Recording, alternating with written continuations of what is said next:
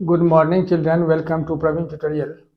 आज maths NCERT class 9 का जो हेरोन्स फार्मूला चल रहा था उसी का एक्सरसाइज 10.1 का क्वेश्चन नंबर 6 जो इस एक्सरसाइज का लास्ट क्वेश्चन है उसको मैं बताने जा रहा हूं।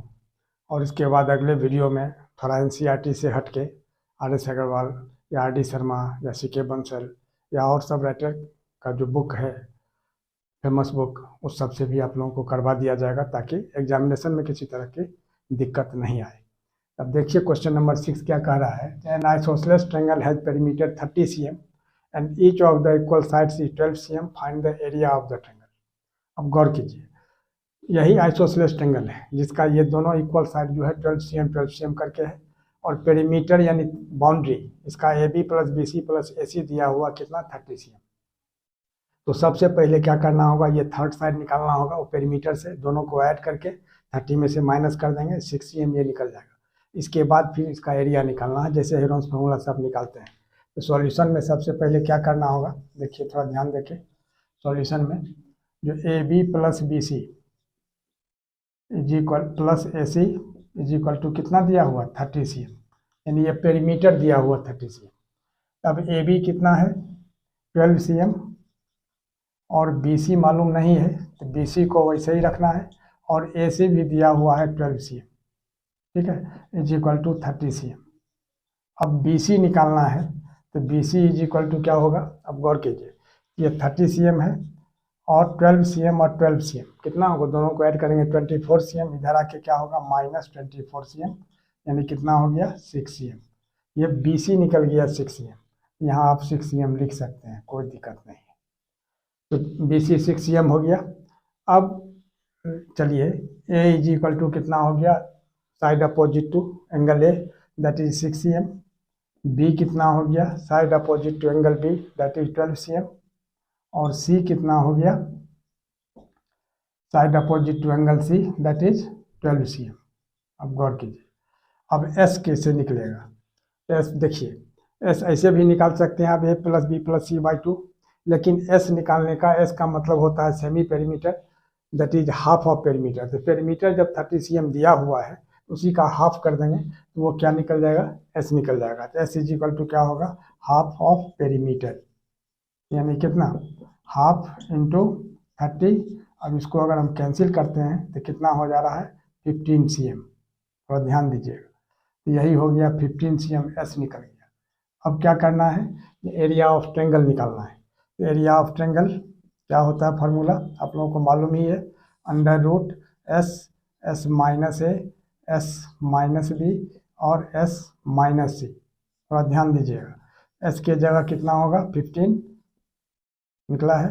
अब 15 - A के जगह कितना है 6, फिर 15 - B के जगह कितना है 12 और फिर 15 - C के जगह भी कितना है 12, ठीक है।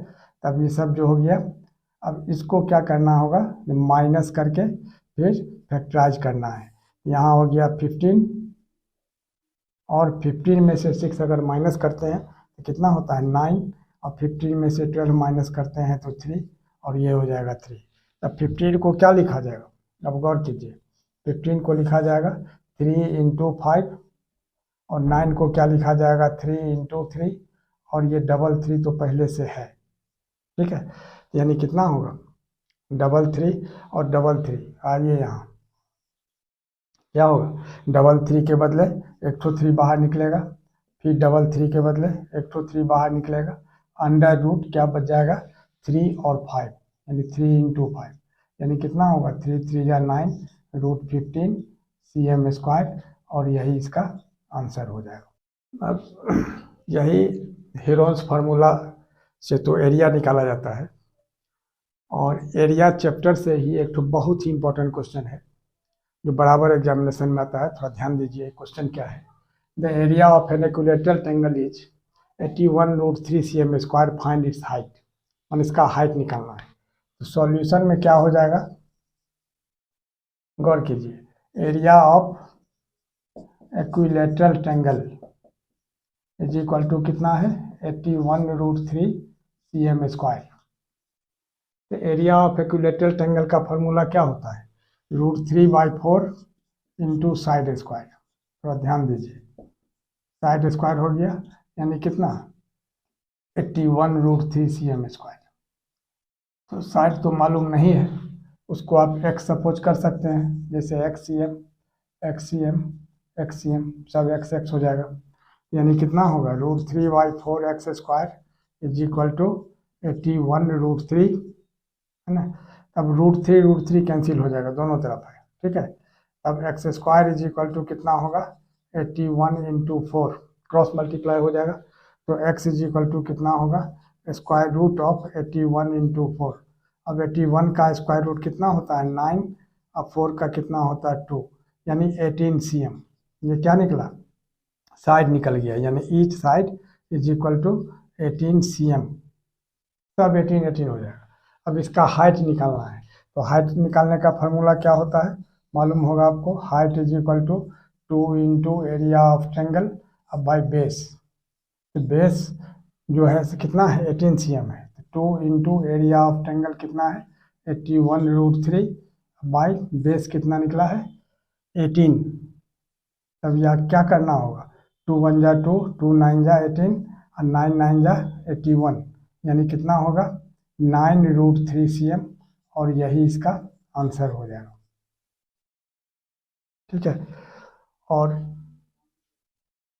इसी तरह इम्पोर्टेंट क्वेश्चन अब other than NCERT next videos चलेगा, वो आप तक मैं पहुंचाता रहूँगा। इसके लिए आप लोग लाइक शेयर और सब्सक्राइब जरूर करें। धन्यवाद।